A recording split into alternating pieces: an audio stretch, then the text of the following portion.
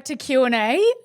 Today it's just A because Shane, is in a client meeting and he couldn't get out of today. But I'm really pleased to have not literally in the studio with me today, but online, which we're getting more used to as we go. My team of wonderful podcasters in here. We're joined today by Val Coin from Via Technology, and we just had a little chat about that because it's Via and not Via, but Via Technology. Welcome to the podcast, Val. Thanks for joining me today. Thank you so much for having us, Andrea. That's it's terrific. Look, we were just about to talk to each other about the fact that we don't know each other from a bar of soap, you and I. So other than the little stalky things that we do with each other on social media and online, tell us a little bit about you and what you love to do. We're starting with the good questions. Look, I love solving problems. Mm-hmm. It's probably the way that I would start. Yeah.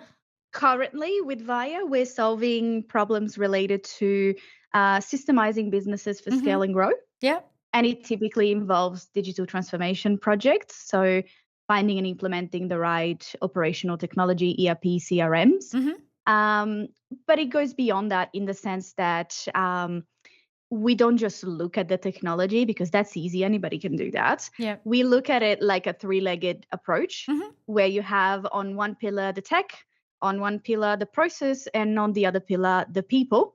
Yeah. And all of those are in service of scale, growth, and a better experience for customer, for clients, for everybody, really. Mm-hmm. And we found that in a previous life we had, I say we in the sense that I run the business with my husband, Dorian. And we, in a previous life, we were leading a software development company and just looking at the tech side of things. And I grew a bit frustrated with that. All of the projects didn't quite go as well as they could have. But naturally, as tech vendors, you don't have any input in a company's culture and organizational structure and processes. And so that's what prompted me to start this business instead.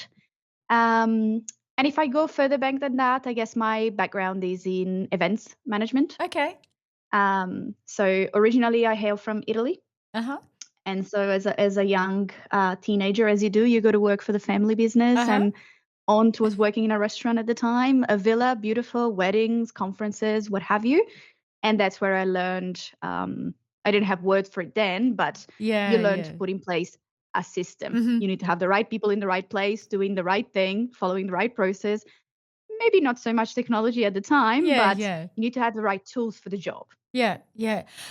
It's interesting. There's a few things in all of that to unpack. Number one, family business, because obviously Aintree Group are also husband and wife started.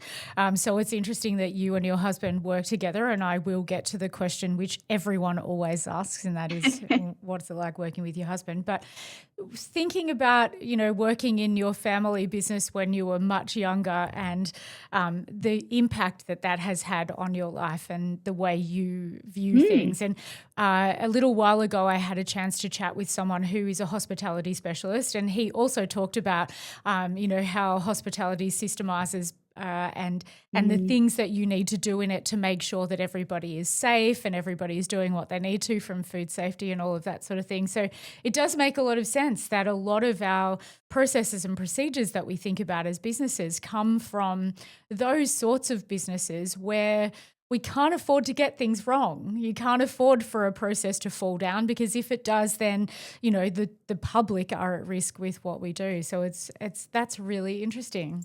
I think one of the beautiful things that came up for me as I was hearing you say that, Andrea, is that there is on one side the process and the people have to follow that process to keep everybody safe. But on the other side, hospitality or even healthcare to a degree, you're people serving people and you're providing them with an experience. Yeah. So yes, there's a lot of structure. Yes, there's a lot of framework and checklists and manuals, but they all need to be delivered almost like a dance. Yeah. Experience providing. And yeah, we love that. Yeah. It's a really interesting way to think about it. And we love processes and procedures here at Aintree Group. So there's a lot of synergies between what you talk about and what we are doing here as well. But when we first started our process of putting all of our procedures out of people's heads and into a, manual kind of thing, it took us a little while to work out that those processes were people processes. And even though there are a lot of those processes that we go back to now and we look at them again with fresh eyes and say, okay, that's not actually how the people do them. The people are doing them in the way that they are as people, and our systems and our technology sits and plays around on top and does a little dance around it, but then our humans that are doing it are actually the ones, twirling around in circles and making it all happen. So that's a really cool way of thinking about it. And I think I hope that eventually at some point our team will listen to this podcast episode and understand, the way you're talking about it, because it makes it sound a lot more fun. when you're doing a dance, it makes it sound fun. We try to make it fun. We try to make it accessible, right? No one wakes up on a Monday morning and says, I'm going to process my business. No one does that. Not even us. No, exactly. So now I'm going to talk to you about the fact that you are a husband and wife business, and ask the age-old question, which everyone always asks, what is it like to work with your spouse? Like with many things, it takes a lot of intentionality. I would say. The way that we have found, and as I shared earlier, we were leading the business before. And I will honestly say I made all of the mistakes, but we both did. Yeah. Particularly me. I mean, I can speak for myself. I made all of the mistakes. And part of me stepping out of that business and starting this second one by myself, and then deciding later to come together again and join forces again, it required us to have a lot of very intentional conversations around, I think the key word that I keep coming back to is partnership. And what it really means from our perspective is we can't, so there's an element to it in the sense that we can't have two leaders. Someone has to lead and someone has to follow. Now, it doesn't have to be across the board. So the first thing that we did, so I'm going to talk about the tactical and the less tactical, so to speak. So from a tactical perspective, we have an org chart sitting up there on the wall. And when it's just me and him, it was literally who's going to hold which seat. This is yours, this is mine, this is yours, this is mine. And for the first year, every single conversation we had, we referred back to that one for who holds the seat, takes the decision. The other person gets to contribute, offer insights, but ultimately who holds the seat takes the decision. Otherwise, sometimes in business, you have to take a decision that is purely based on opinion. You try to put as much data as you want, but you have to go with your gut. So we didn't want to get into a lock situation. The other image that I often use is that of two horses pulling a carriage. You might have one that's really big and really strong and one that's a little bit skinnier, a little bit scrawny, but maybe has a really good sense of direction. And both have an important job to do. So if you respect each other's strengths and weaknesses, that's another really, really good angle in which I could answer. And most of all, I'm truly, truly aware of what my values are and what my weak points are, and I'm familiar with them and I'm comfortable with them as uncomfortably comfortable as we can be. And I'm actually very grateful that my partner's strengths are actually my weaknesses. So when I find something difficult, I could get stuck, or I could say, you know what, he's really good at this. Let's get help. And I think it takes a lot of, as I said, intentionality and self-knowledge to do this. Yeah, exactly. Do you have a team around you as well now? Is there more than the two of you? Yeah, we have a very small team and we pull in other consultants at the moment. Yeah. Whenever we need to run bigger projects. So the team is mainly back of house admin at the moment. Yeah. But the idea would be to grow, stay small, stay boutique, but bring in different experts. Yeah. Because obviously we can be generalists to a degree in what we do. I wouldn't mind bringing in someone specifically to do cybersecurity, specifically to do risk management. And at the moment, we're still on the road to get there, to get to a size where that's a fit. But that's the way I envision it. Yeah, yeah. So what are the most important things that you think a business needs to be able to get their heads around? I presume that you work with businesses that are, existing businesses that have been in business for a long time and they're looking to make some changes to their technology stack or something like that. What are the things that when you come in to have a chat with a business are the key things that you talk to them about? So you're absolutely right, Andrea. Typically, we work with organizations that have been running for a while. At least 5 years, I would say, is the minimum. But more often than not, we're talking about 10, 20, even 50 years. Yeah. Sometimes it's their first transition from paper to technology, which carries its own concerns. Yeah. And sometimes it's the millionth transition because we've been software hopping for a while. And other times it's a merger and acquisition. We do get that actually. Most rare, I would say, but I love those, when we get a really proactive business leader who says, in 5 years, I want to sell my business and I want to increase the value of my business by making sure it is systemized and documented. Typically, business sales happen on a more reactive occasion. But we love the proactive projects, definitely. Everybody does. And what we do, so the first thing we do with everyone is typically they've interacted with us already via free webinars, via LinkedIn posts. They've seen us at an event. And the first thing we assess together with them is we do a workshop, and that gets businesses a bit of a taste for what it is to work with us. It also gives us a taste for what the culture of that business is and if they are ready for a transformation or if they're just looking for a quick tech fix. And where there's not a fit, we can refer to a number of other excellent professionals in different industries and different spaces. But where there is a fit, we always talk to them about tech is the wrong place to start. Tech needs to be the last one of the things we look at. We really need to make sure your processes are clear. We need to get clarity on the complexity of how your business operates. And more often than not, we might even spend 6 months just doing that. Just getting clarity. Where are you? Where do you want to go? How do you want to grow? Are you expanding into other states? Are you moving from a service-based to a product-based type of business? Are you going overseas? Are you staying small? How are we measuring success? What does your org chart look like? Our roles and responsibilities clear. We map everything. And once we map it, we get to have a bird's eye view. Leadership team can see what they need to see, and the team on the group can see how their job relates to their comrades on the other departments. It gives everybody so much clarity. We go from operational chaos to visibility just by doing that. No tech needed. And then typically the second thing we look at is people. There's a bit of an overlap between process and people, but typically a second step. And it involves really gathering people's perspective.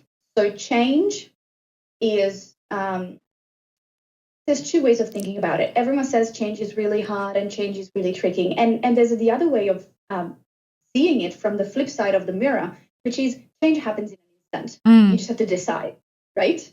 I think both are true. But it is, for the most part, it's easier to work with change is hard. Because for change to be instant, you need to be able to work with the individual, their beliefs, and their values. And although I'd love to do that, maybe I need to work on that psychology degree first. It's going to happen eventually. But yeah, typically at an organizational level, we gather the perspectives of different layers of the organization because leadership team knows what they want.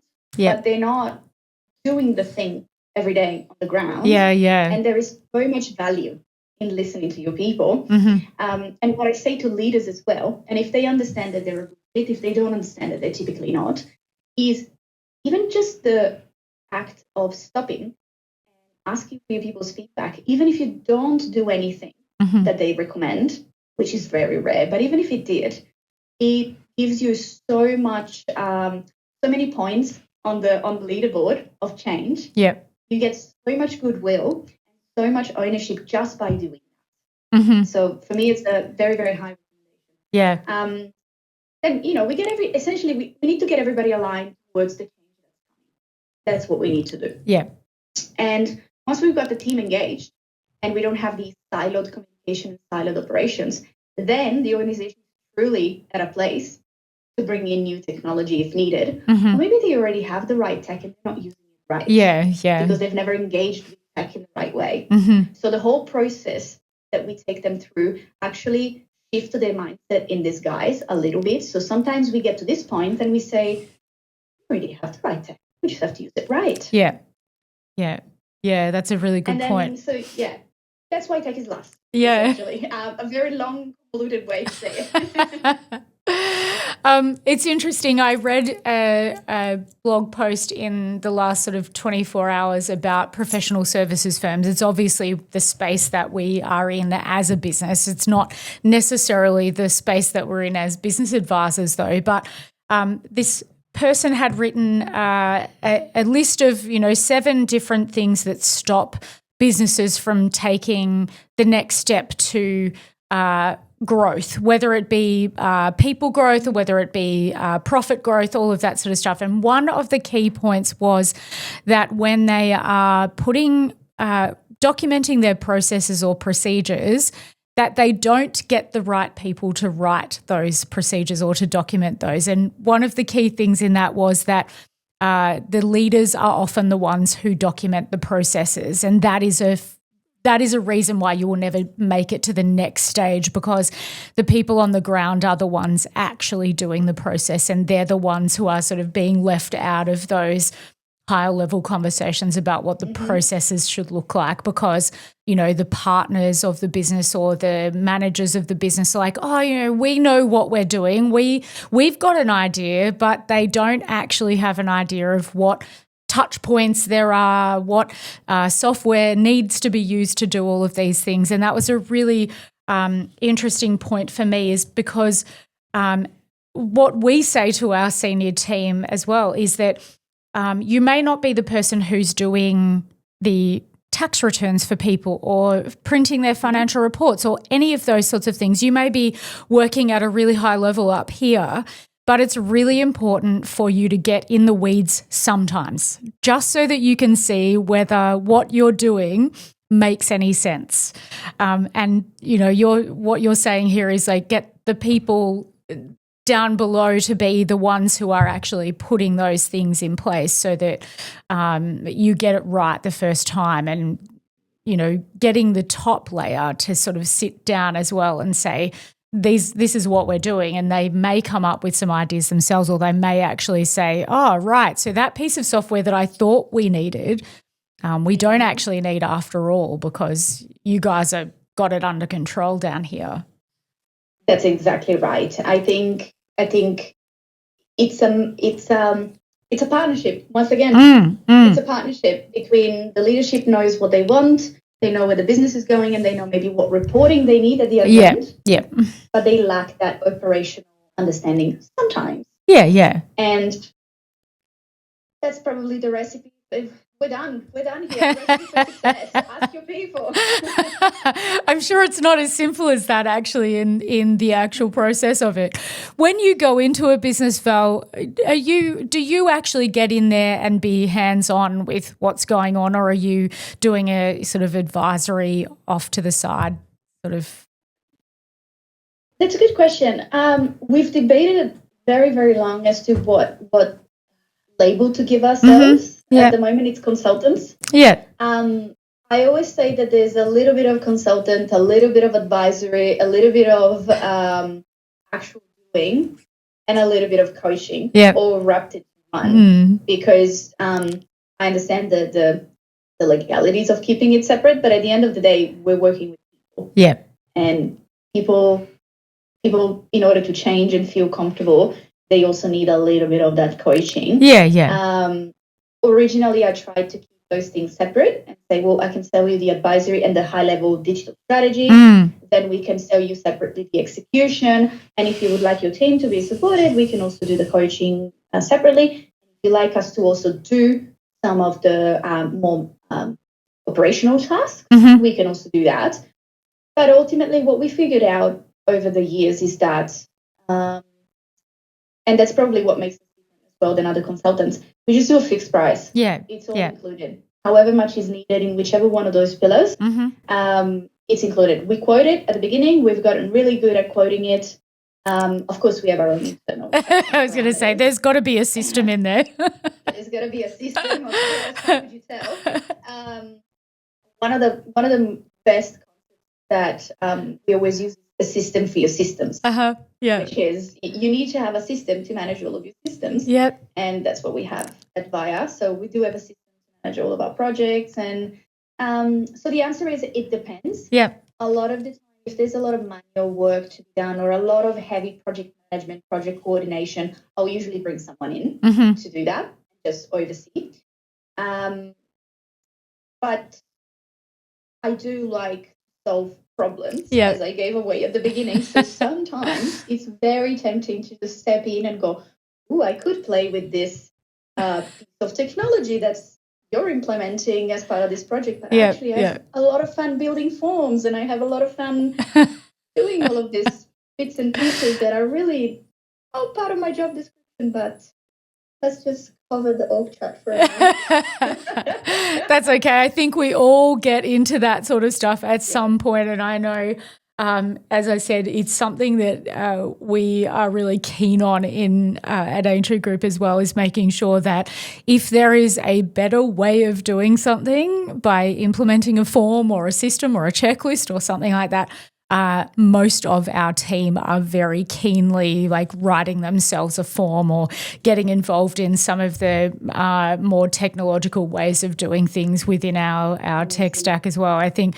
we had a session a little while ago where one of our team helped the rest of the team understand how to make Power Automates using Microsoft Forms. And a few of the team members who are not normally the ones who would be involved in that sort of stuff went to that session and then were madly back at their desk later on working out how they could create a form for this and then make it Power Automate to this thing. And we were very proud of them that day, that everyone was sort of embracing those elements of technology. So I don't think it's that bad that you sort of cover the org chart every so often and get into the details. I think that's a good thing. That is absolutely amazing. If you don't mind me asking, Andrea, is that something that you do regularly in your business, letting some of your team take the stage and bring innovation and train their colleagues on something that they know but maybe somebody else doesn't? Because it's beautiful. Yeah, we try and do it every so often. Sometimes, the team are a little reluctant to stand up and, teach their colleagues what it is that they do and help them understand what the process might be and why sometimes there's, processes in place that may annoy people, but there are reasons behind all of that. So to us, training and making sure the team understands each other's role is really important as well. So we do a bit of it. Probably not as much as what we could, but we certainly try and get people to stand up and do some training in front of the rest of the team. So, yeah. I think it's great. The secret is to have that system in place, that rhythm, that cadence. And if you skip sometimes it's fine. The secret is consistency, but what a lot of people get wrong about consistency, in my opinion, is consistency means getting it 100% right 100% of the time and never missing anything. Otherwise you're not consistent. Well, no, maybe this month this is how consistent it can be. Yeah, exactly. I mean, business is still business after all, isn't it? And there are people involved in it and things don't always go to plan. So it's always good to be able to have your systems in place, but then know when you can sort of step out of that system and say, it's okay to tap out today. I think that's right. We did tap out today. We had a training today that I've pushed out because it just didn't work for some people. So we ended up saying, well, that's going to happen next month now because it just wasn't going to happen today. So I think it's good even, when you've got systems and processes in place to still be flexible around what needs to happen on a daily basis. So but to go on that's a hard thing for people to understand as well because as you've just said, being consistent doesn't mean that you're 100% perfect every single time. How do you go when you go into a business and you start talking to them about change and change management and things? How do you get the teams that you work with? Because as you said, you could do a psychology degree on this, and there is. I mean, organisational psychology is a thing. But how do you talk to teams about progress rather than perfection, all of those, things that are relevant to systems and procedures? I think for us, it all starts from that initial workshop with the leadership team. And that's part of how we subtly assess the business that is in front of us to see if we are a good fit for them. Because we do require that to a degree. If I was, and I did try in the past and it didn't go well, if I was to go into an organization that has really poor culture, where there is a bit of a blame game going on or a perfection required, and we go and create massive change and massive disruption, what we then end up creating is a situation in which the team are fearful. They're never going to want to test or trial anything. They're not going to speak their mind openly when we gather their perspectives. And we don't get a true technological fit for that company because the data we're operating under is tainted because the culture is poor. So on the one side, we already start with businesses that have a good culture. Certainly there is not a black or a white. It's a scale of grey. So we start from the top again, even beyond that leadership workshop. We do a lot of work with the C level and the department leaders. If they are typically the figures that we speak with about putting in place change management strategies, but we try to do change management in disguise so it doesn't feel like a chore or a choice. It just part of the process. And with the rest of the team, it all starts from the fish rots from the head. So it all starts from leadership and department leaders. And sometimes there are department leaders that don't quite fit the culture. And I'll say it openly, sometimes big transformational change drives people to leave an organization. That is something we have to consider as a risk that we have to manage, plan for successfully. So usually we try to have our interviews and our matching and our process mapping first with those individuals, just in case. So it's not so much convincing, it's educating the C-level, I would say. Because the team on the ground usually, once they are shown that they can be trusted and that they can trust in return, it usually clicks really quickly for teams. It's more the leadership that needs to be educated a little bit. Yeah, I think you're right. It's sometimes there's the definite element of, we've always done it this way. Why do we need to change what we're doing? And that often comes from the top rather than from people who are actually doing the work.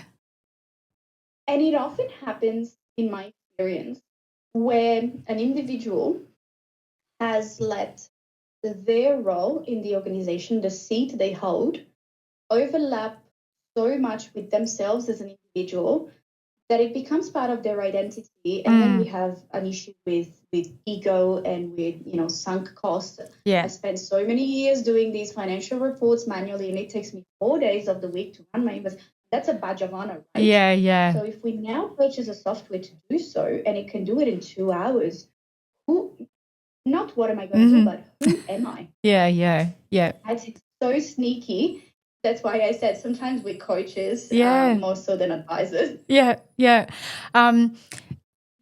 Because it's a big thing. I think, we often talk about business as being, if you've been in business and you know what you're doing, then you don't really need to worry about making sure it's out of somebody's head because, as you've said, sometimes it being in somebody's head is actually a badge of honor. Like, oh, I'm the only one who knows how to do this process, so I'm going to be the one who teaches the next person or hands down this information. And it can be really hard. Again, we'll go back to the needing a psychology degree about this sort of stuff. But it's not just about the efficiency that you gain out of putting written processes and procedures in place, is it? It's about the fact that the value of the business increases, the ability for you to be able to move to other places in the business as well, because you're no longer stuck in I'm the only one who can do this job. But it is a big psychological thing for people to understand that, particularly if they've been doing the job for a long time, or as you said, they're the business owner and, what am I going to do if someone else knows how to do my job? And you talked a little bit before about the fact that sometimes you get clients who are looking to sell their businesses or exit, so they need to be able to do something differently. When you're talking through an exit with somebody, or when they maybe come to you and say, oh, Val, we're thinking about maybe in the next 5 years that this business needs to be sold, or we're going to retire and we don't know who's going to take it over. 5 years is not a long time to be able to necessarily get a business in space, particularly if they've been in business for 50 years and there's a lot of data and things like that. It seems like an insurmountable task, right? Like, people must come to you and say, oh, this is going to be so hard. It's going to be so expensive. I'm not sure what we're supposed to do. What is even the process behind that? I know that you come in and you do the, chat, but what if they've got off-site, boxes of hard copy documents that you've got to think about? Like, what goes through your head when that sort of project comes to you? How fun. That's the first thing that goes through my head. Yeah. The second is probably, how do you eat an elephant? Yeah.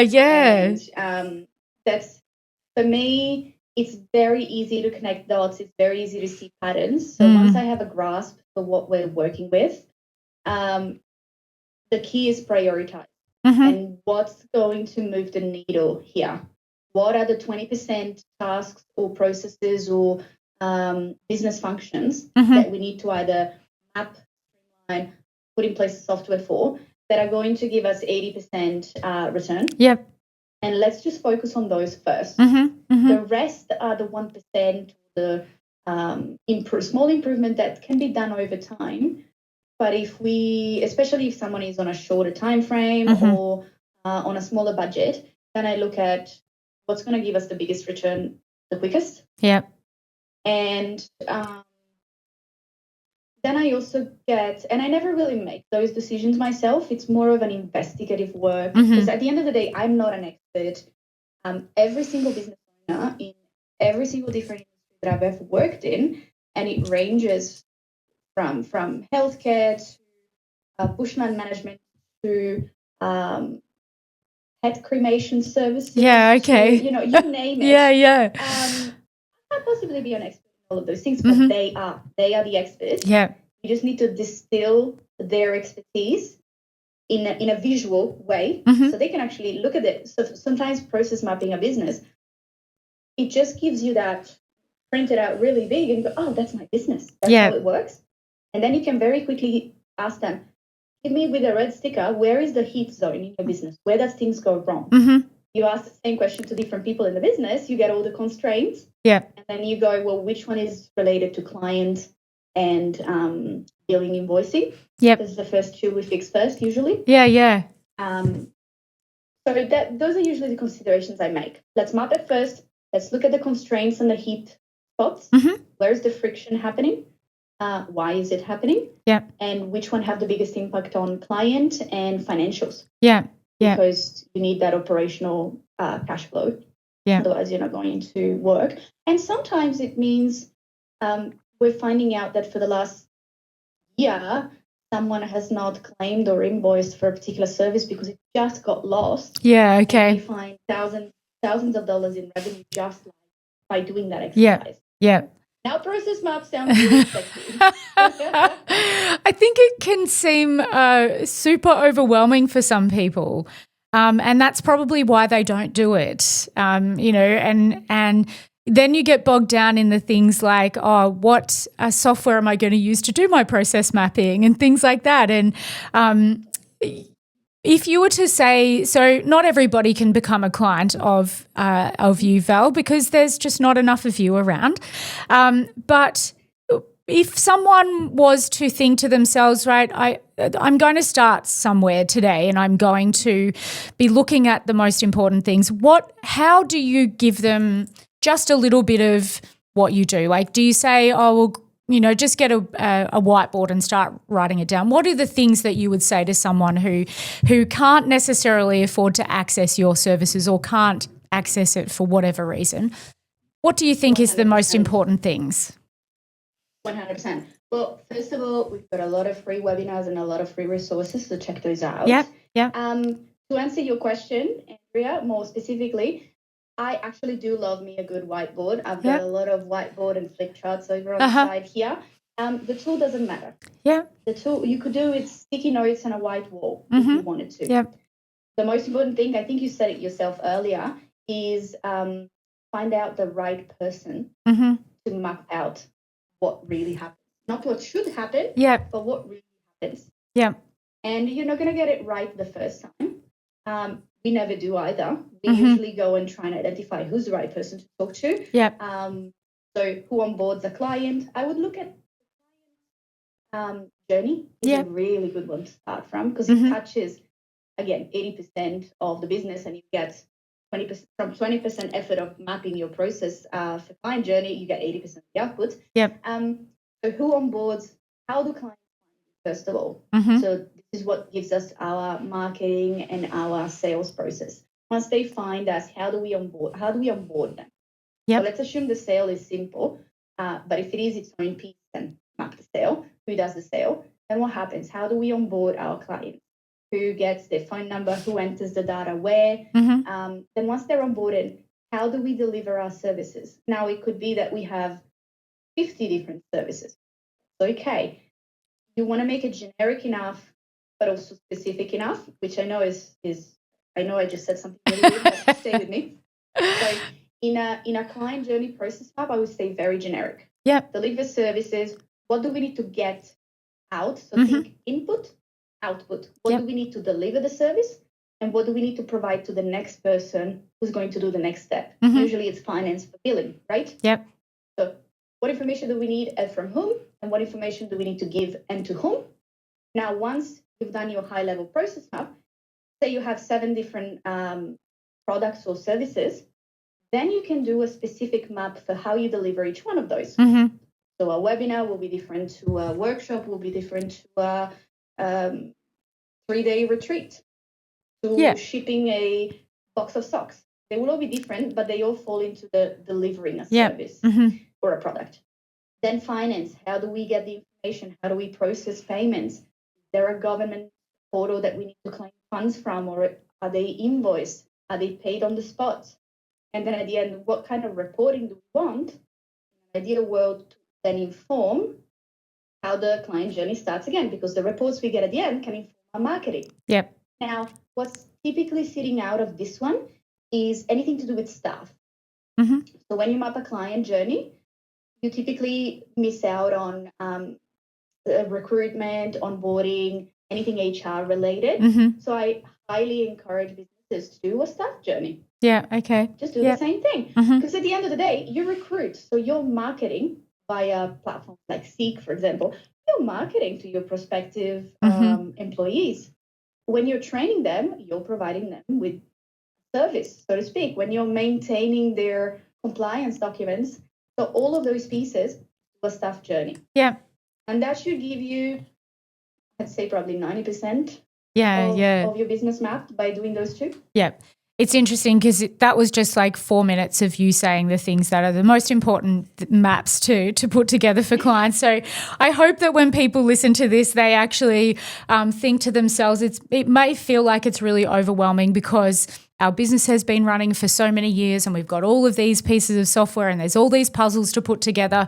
But actually, if we just focus on a couple. One tip, don't think about technology at all when you're marketing a process. No tech.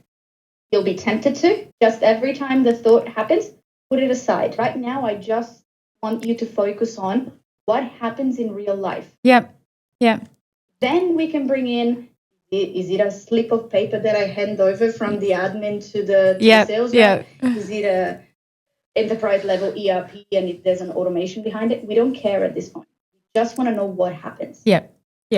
That's very cool to think about it that way. It brings it all back down to absolutely. Because it really is just either a whiteboard or, as you said, sticky notes on a white wall with this starts here and that goes there, and it does make it all a little less overwhelming. It's very clear from the way you present that you love everything to do with process and mapping and making these sorts of things happen for clients.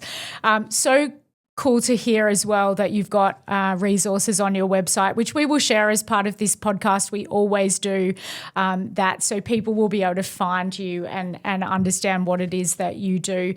We could go on and on and on. In fact, we will probably have you come back on, Val, if you'd like to.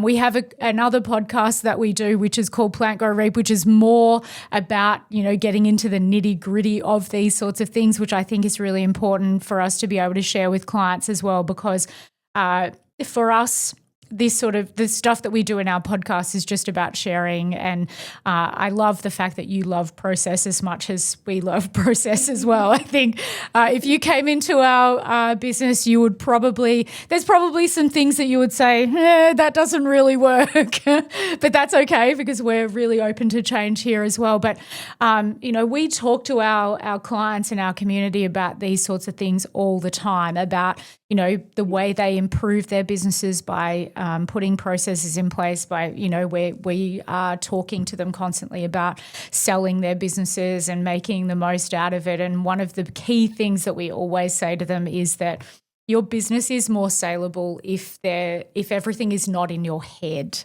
And for us, that's a really important thing. I could talk to you about a million other things, but people will switch off because we know that people love a podcast that is nice and short and punchy. But we'll talk again because I love the fact that you love this as much as what I love it. And Chelsea is sitting opposite me at the moment, nodding her head, understanding how much we love process. Chelsea's one of our big process drivers in our business as well. And but I really want to thank you for sharing this with us today, Val, and we will share everything that you've shared with us today as well, because it's super cool, and we'll have you on the podcast again. So thank you so much for joining us today. I hope that you enjoyed having a chat today. 100%, Andrea. It was lovely meeting you. And these are my favorites, the unscripted podcast where you just get to have a chat. Yeah, we're a bit the same here as well. Chelsea always spends some time putting questions together, and most of the time I ignore them, but I really appreciate the fact that she gives me some questions just in case. But for us, these chats are really valuable, and I know I will come away from this with some value just from having a chat with you. So we look forward to having another conversation. And you're up in Queensland, right? You Queensland based? Yeah. Whereabouts are you up there? Sunny coast. Oh, okay. North of Brisbane. Yeah, beautiful.